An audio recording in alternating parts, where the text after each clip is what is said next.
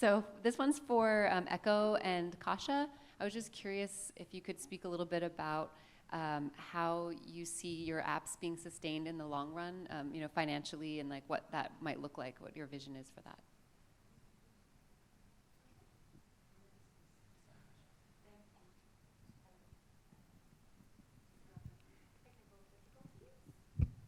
Let me give you this one. Testing. Aha. Where? Okay. Thanks.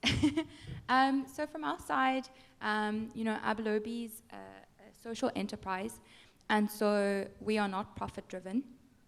However, sustaining our tech does cost money. And so when we address this question, when we start in a new community, it's usually grant-funded. It's usually with a partner organization that supports us in implementation, and relatively cheap to draw up the tech. What does cost money, however, is being on the ground and putting boots on the ground and gaining traction, and really working towards gaining momentum in the community. And so that's the important part for us, the touch element, and is the reason why I think there are a lot of barriers to scalability. However, I think we are making a lot of headway in beating down those barriers, and would love to hear more about organizations like yours, Echo, and share learnings on how we could do this at a global scale. So something we're really excited about. I think from our case is quite similar what experienced by colleagues from Abalobi as well. But yeah, that's also one of the challenges to keep the app sustained in the long run instead of depends on the grants or funding on the development phase. But what we do now, we collaborate with some industry partners that benefiting from this application, or by this Fishers community use the application, it will be make their data integrated, and then some of our industry partner or Trace users that I mentioned before collaborate with us to give the incentive to these communities as well, to make sure that they got a benefit.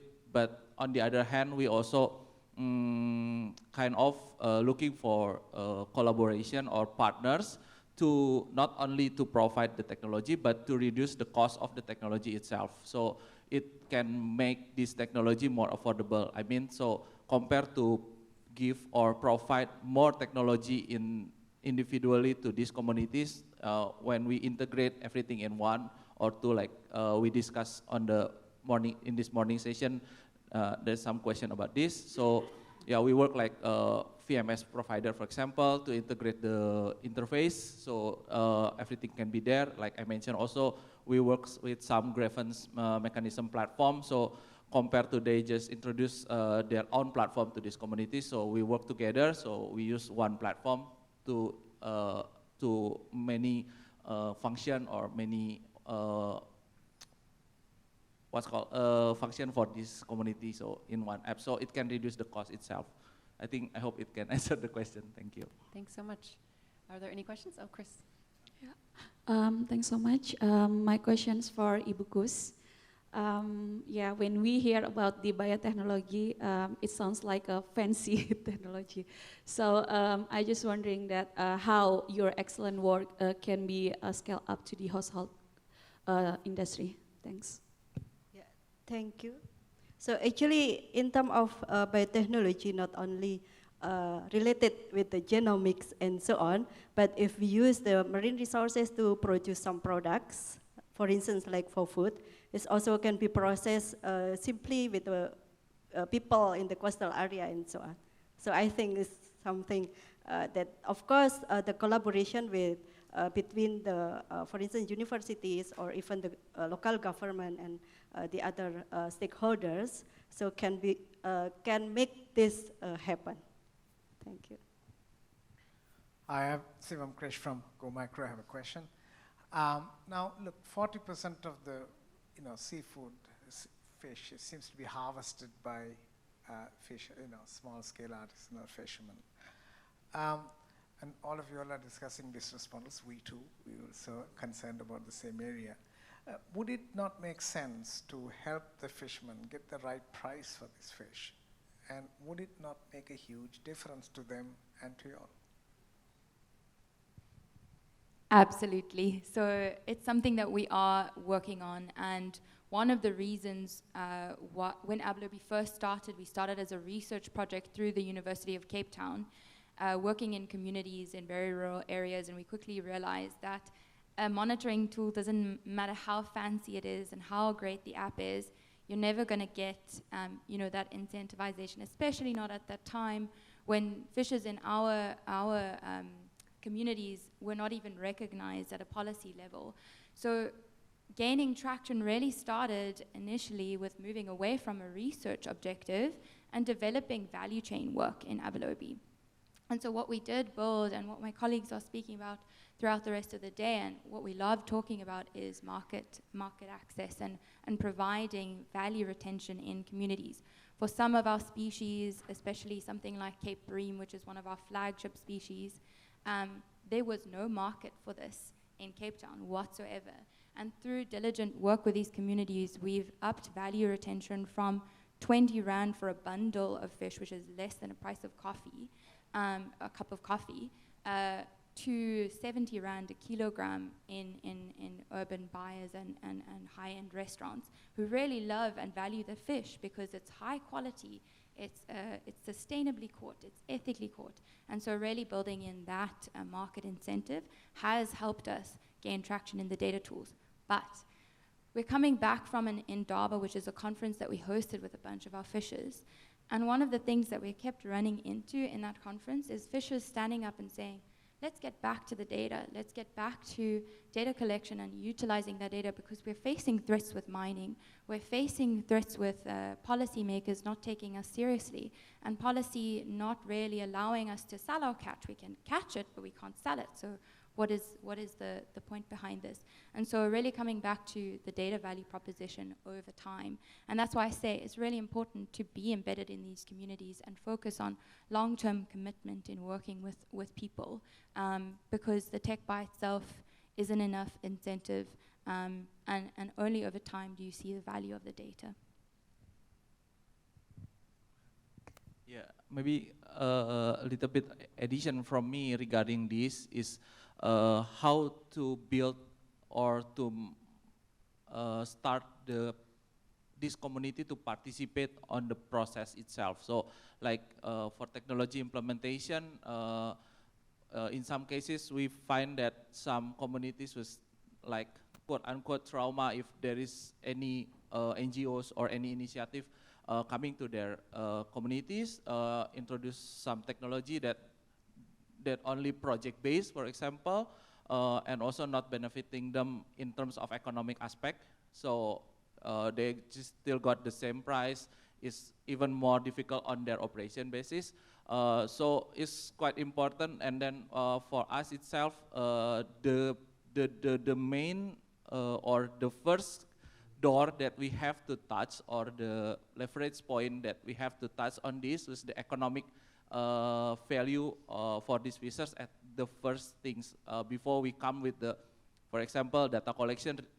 We talk about the ecological or habitat issue with them. Is not close or relate to their daily activity, but by contributing or asking their participation during the process, and also asking them and then make them more institutional, more strong in the supply chain, so they have more power to talk with the industry or in the supply chain, is also critical to make them more resilient in terms of, for example, we're not interrupting in terms of pricing, but these fishers, if they participate on the process, they join the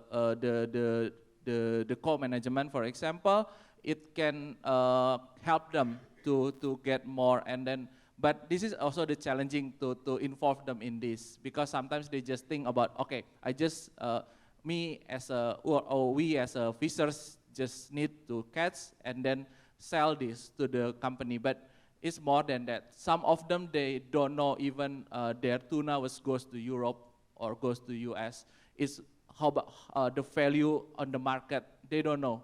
So this is need to be more, I think the build their awareness about the value of their catch also important. So they know how to handle the fish, they know the value of this fish, they know the value of the fish that catch with all the documents, with the data. It will be more valuable compared to just catch every day with their current practice, for example. I hope it can answer the issue or question. Thank you. My name is Farid. I'm quite familiar with two of your product, Abelobi and I think Pak Eko, from the day one, even Abelobi during the ODK time. My question to you, both of you, is actually, how do you incorporate AI? You know, there's a big movement in AI now, you know, on your solution. Thank you. Can it AI? It's a great question, and I knew I was going to get this one. So currently, to date, we've been focused more on analytics, right? So the starting point is getting the data. You can't do any modeling or any advanced analytics if you don't have the data.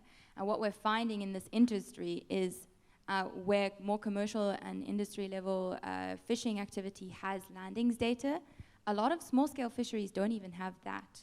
So we're starting really at a bit of a back foot here, where the data simply doesn't exist, and where it does exist, it's sitting on paper. It's a long chain to get it even analyzed.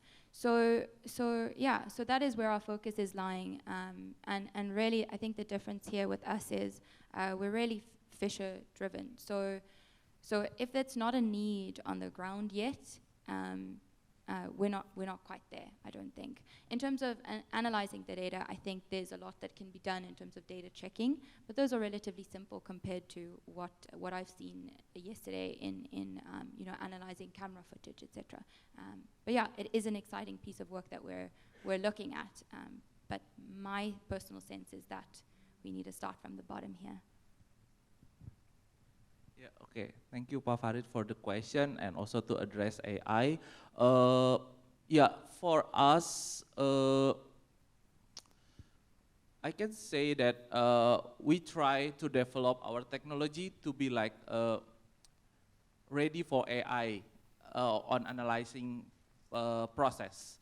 But in terms of the interface or the front end with the users, which is our users for Perahu project is small-scale fishers, the cost still highly and not implemented or applicable for this kind of application.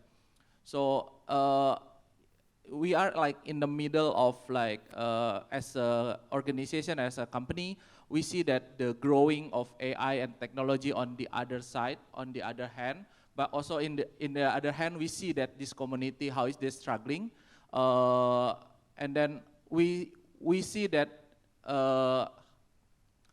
if this technology coming to them, even in short or in the future, how they can be prepared. Or we see that many fishers that work with us also even don't have any smartphone. Even they have smartphone, some of them already in the old age fishers. One of our approach, we involve their families, so their daughter or their son help their father or to collecting the data. But AI for small scales, I think there is an issue and also challenge for us to address how to make this more affordable and also more benefiting. So like compared to the benefit of the AI and the implementation, maybe you know how the implementation, we work with one researcher that implementing AI with the funding, with his funding, with working with these small-scale fishers.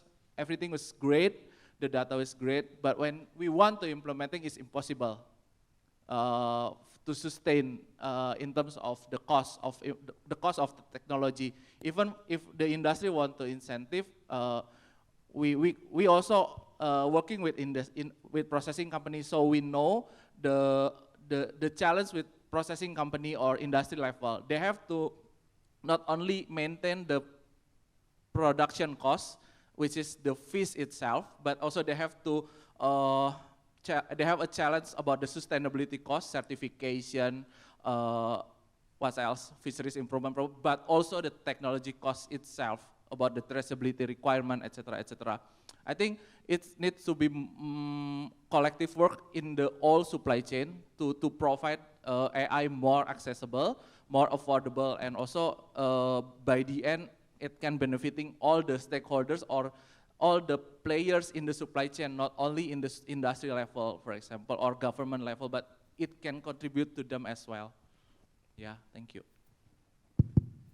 Thank you very much. Chris Cusack, EDF. This question is for all three of you. What scale are you trying to achieve with your product? And what is the one biggest barrier to achieving that scale? Okay. For us, now we are start in very small piloting phase, maybe same like Abalobi start on your establishment. So we now working with three fishers community, tuna. We have working with some colleagues in MDPI with one village in North Maluku. We work with octopus fishers community in Nusa Tenggara Timur and shrimp fishers community with three commodities. So we can have three different cases. So like Indonesia itself has more than 11,000 fishing villages across the countries with many species, many fishers commodities. So yeah, we're looking for touch this sector or these communities because in terms of regulation also not many regulation that applicable or related to their fishing activity. Most regulation are regulated for medium and big scale fishers. So we have to be more player to touch these small scale fishers because I think the context of small scale fishers in Southeast Asia or South Asia countries like India or Philippines are quite similar. It's quite different from maybe some Western countries. It's very artificial or very small, you know, like sometimes they only fishing like, we work with octopus fishers using canoes or daily fishing tuna. So it's very, and also they spread it across the country. So we're looking to touch this and we see that these communities also contribute a lot with our fisheries production. So that's the scale that we want to touch, and then of course we looking for any partner. So like we're partnering with some NGOs that working with these small scale fish like MDPI, or we work with some fisheries improvement program. So in which part that we can join and also touch the community. Yeah, Great. Thank you. So if I heard you correctly, you're aiming for 11,000 villages in Indonesia, and the biggest barrier is the regulations? The biggest barrier. Okay, I think the biggest barrier from the case that we work with these three piloting now, each area, like Indonesia is very diverse in terms of culture. So there's also the challenge for us that each communities have their own culture that we have to adjust our approach. So yeah, the simple case is for like, you know, like in market or certification asking for grievance mechanism. So these communities can report or can report the issue between among them. But you know, like in Indonesia, the family relationship is close. If you're reporting your family, it will cause you a conflict and then make them. So it's not like just implementing something standard into this community. So yeah, there's also a barrier about the culture to make this more applicable. Thank you. Okay, so in terms for us, we actually open for collaboration even with small and big enterprises. So far we have also collaborated with food industries to commercialize the products, and also with the community through the local government.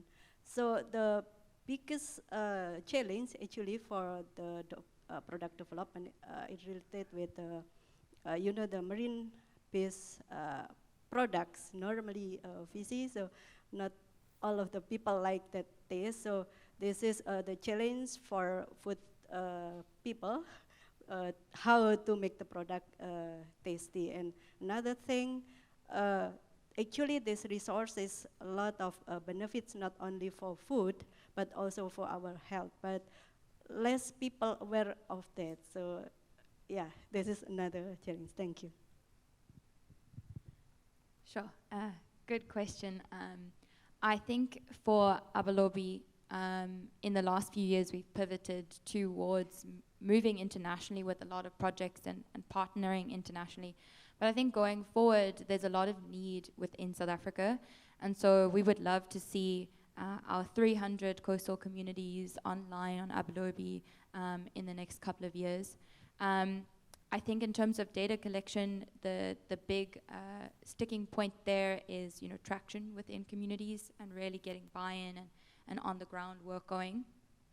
With marketplace, logistics is a huge issue. We have a big country with lots of roads, and fishing sites are relatively inaccessible. And I think that's a context for many countries. So that's in terms of marketplace. In terms of international, we'd love to partner with organizations. We partnered with WWF, Blue Ventures, WCS, a whole bunch that really support our work and have bought into the technology and deployed it on the ground. And so in terms of implementation, I think our biggest barrier there is finding partners who need the tech and have the capacity to do the on-the-ground work. So that's in a nutshell. Well, thank the three of you so much for all of your answers, and thanks to the audience for the great questions. We're going to move into the second part of this session, so let's give them a round of applause.